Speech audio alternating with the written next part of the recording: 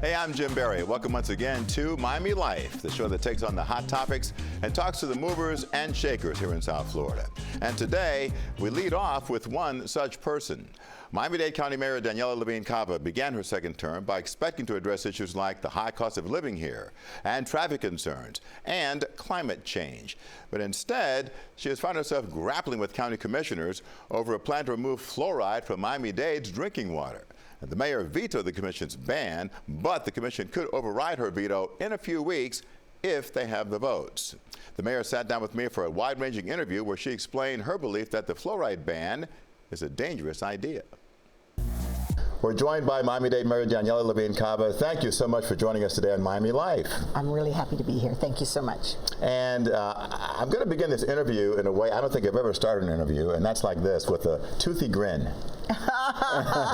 Look. Yes, there you go. I paid a lot for this smile.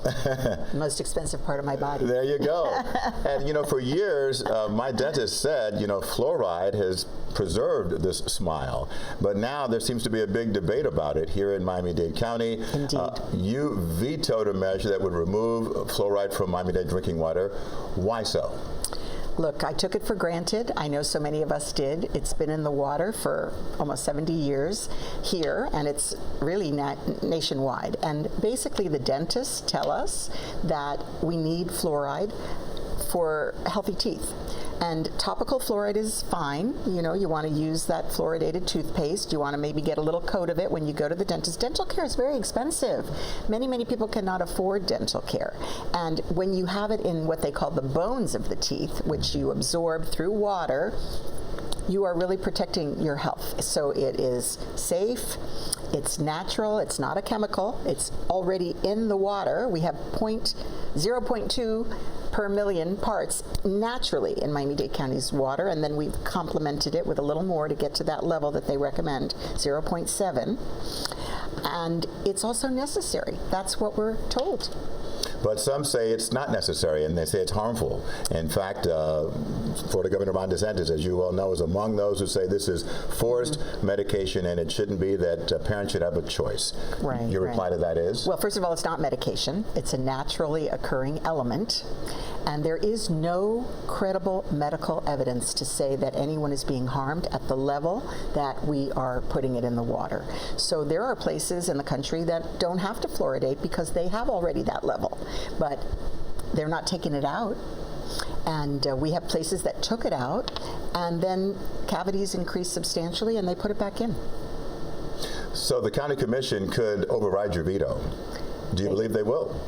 I'm hopeful that because they really did not hear both sides of the story, if you will, at the county commission. There was no committee hearing. There was no organized way for them to hear from the medical experts. I'm hopeful that they will now. I've made available to them what we learned from our roundtable with dentists, pediatricians, health experts of all kinds, and the studies that they've produced. I'm hopeful that they will support my veto. The state surgeon general came to before the Miami-Dade County Commission, and he's among those who said that this could harm the development of our children. What I've been told by the dentists, and basically, who do you trust with your teeth? Hopefully you trust your dentist. And the dentists have said that any information that is being put out about harm was not done with credible science and is just not validated. So if the county commission does override your veto, then what steps might you take to protect the dental health of children in Miami-Dade County? Well, look, we cannot use our water and sewer fees to give people fluoridated toothpaste. We can only use it for water and sewer. So we don't have any source of funding to even help mitigate the difficulties that would be caused for our children's health and vulnerable adults' health. I think we want to educate people, obviously, to get good dental care. Clearly, if you don't have fluoride to help strengthen your teeth, you're going to have to be even more careful about your dental care. And we just don't have dental care that's available to people who can't afford it. It's expensive. And I think it'll be a public health crisis. Are we politicizing the public health of our kids? I certainly was not. This was absolutely what was done for decades without question, and then politics got into it. So I am listening to the science and to the dentists. Look, I'm not just a mayor, I'm a mother, I'm a grandmother. I've got a baby grandchild here, a year and a half about. She's enjoying Miami-Dade County's finest, actually Everglades' finest, because it comes through the Everglades, and she's thriving. And of course that's anecdotal, but there really isn't any credible research to have said that at the levels that we have it in the water that there is any risk. Quite the opposite. The risk is in losing it. So what would you say to parents who feel because of the concerns that have been raised that they have legitimate concerns about the health of their own kids? I heard from our local dental association president who supports fluoride that they certainly would welcome additional research to be done to help quell those concerns, but in the meantime not to take it out because the risk is very real. The Surgeon General came before the commission, as I said. He testified. I guess you weren't convinced with what he said. Why not? Well, I don't think he's a dental expert, and I don't think he was citing credible science. Plain and simple. That's right. Yeah. Even if the county commission does not override your veto, the state is looking at this now, and yes. and they're looking at banning fluoride from all water systems in the state of Florida. So it would make it a moot point in Miami-Dade, wouldn't it? It would, and that would be really a shame, not just for the children and adults here in Miami-Dade County, but statewide.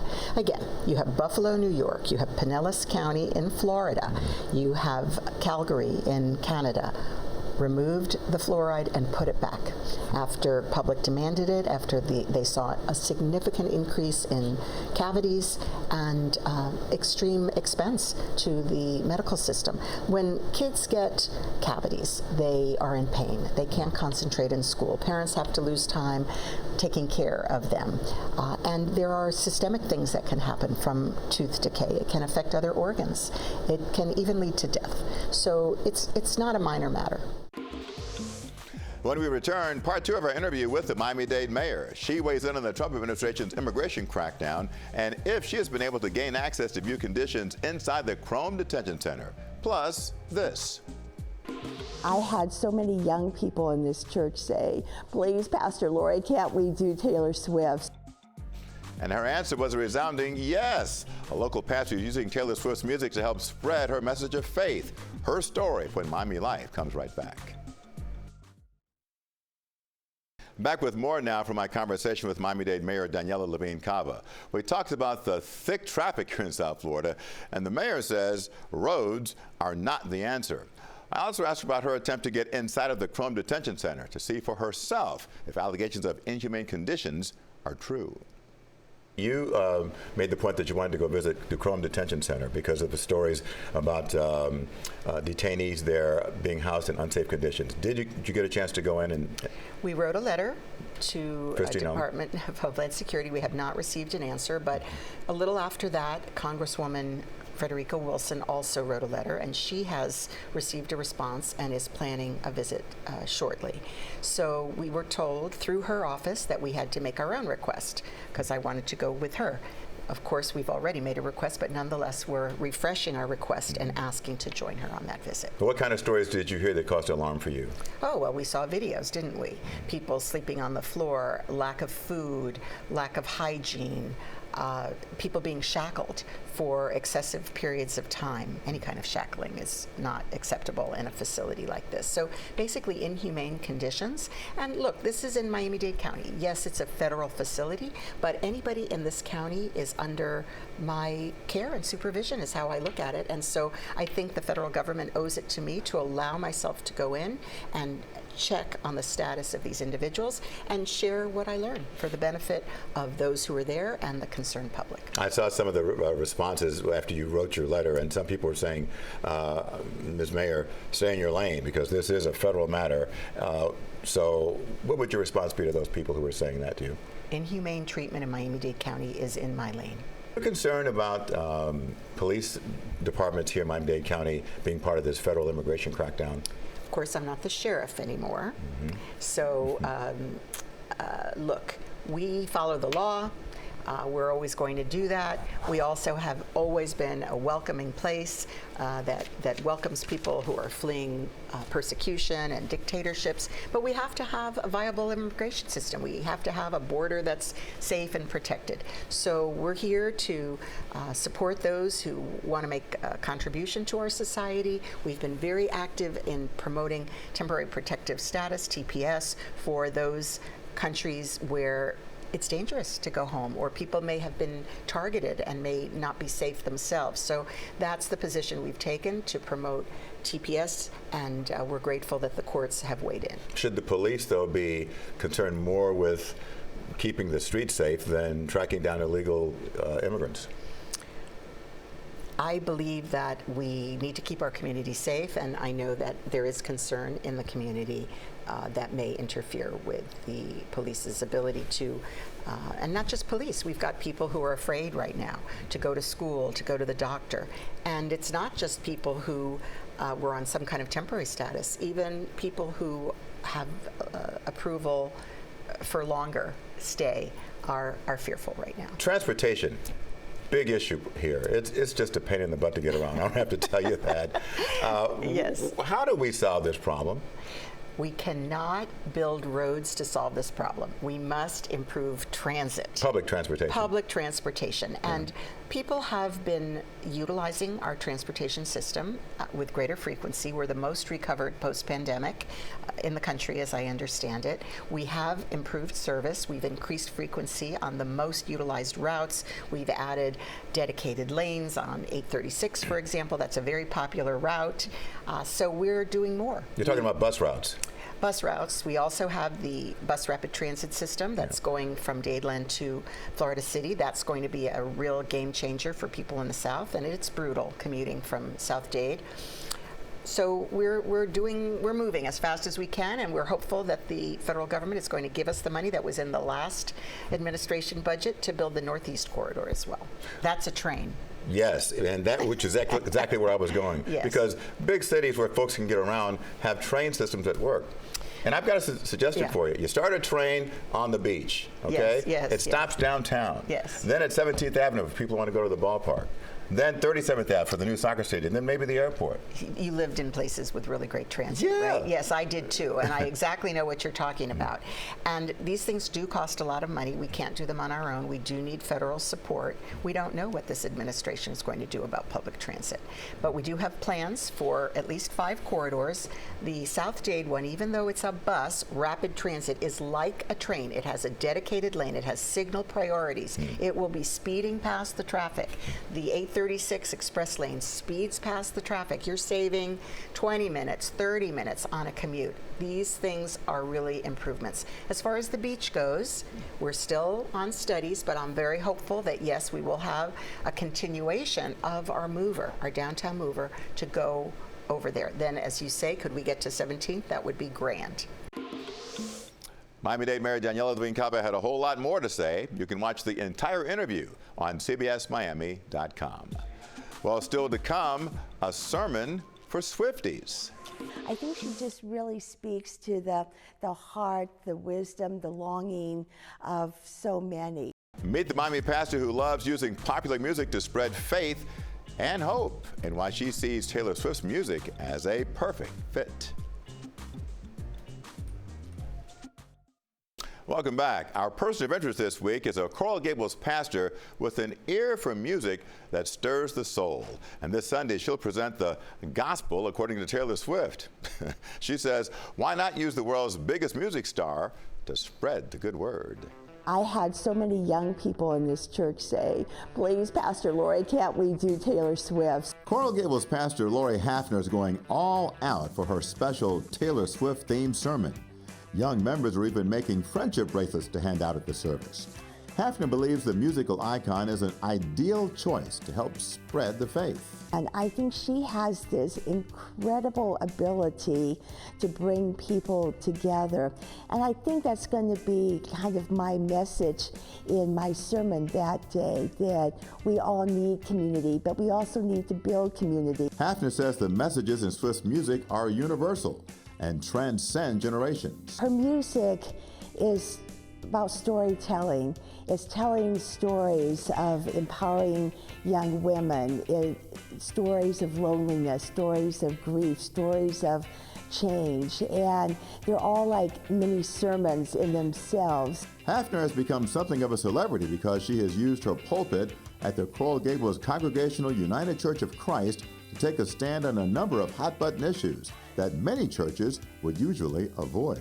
I had a great preaching professor who taught me that I should always preach with the newspaper in one hand and the Bible in the others. She has supported women's reproductive rights and also denounced the state of Florida's efforts to ban certain books in schools.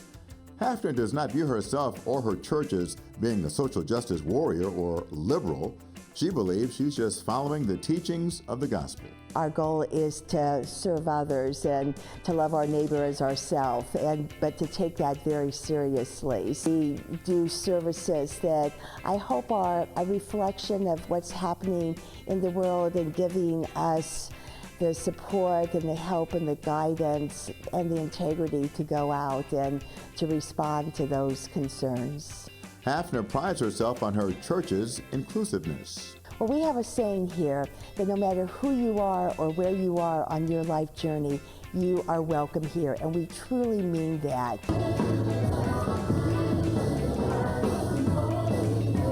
And it's through music that she often finds ways to bring new people through the doors. Hafner has done sermons around the music of the Beatles, Earth, Wind and Fire, and even Jimmy Buffett, where some worshipers wore their best tropical attire. And is there anyone more important to South Florida than Jimmy Buffett? And to talk about bringing people together across all that separates us and barriers and boundaries. And that was a service that really did bring folks in, because who doesn't love Jimmy Buffett? And in case you're wondering, I would say I'm a parrot head. In fact, I was a parrot head before I think it was popular. Hafner believes the gospel, according to Taylor Swift, will bring a standing room only crowd to the church, which is right across the street from the Biltmore Hotel.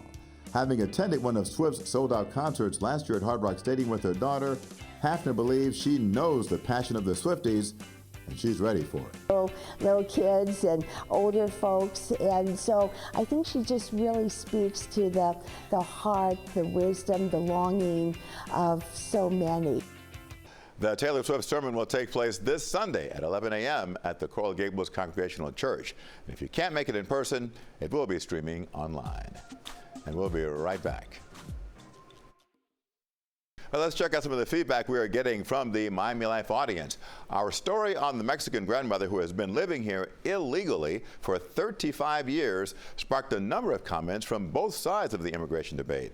Some viewers had little sympathy for her situation, saying, quote, she did nothing to become a citizen and that she needs to pay the consequences, and some said that she needs to go back to Mexico. One person did point out, though, that it's nearly impossible to get legal status once you enter illegally.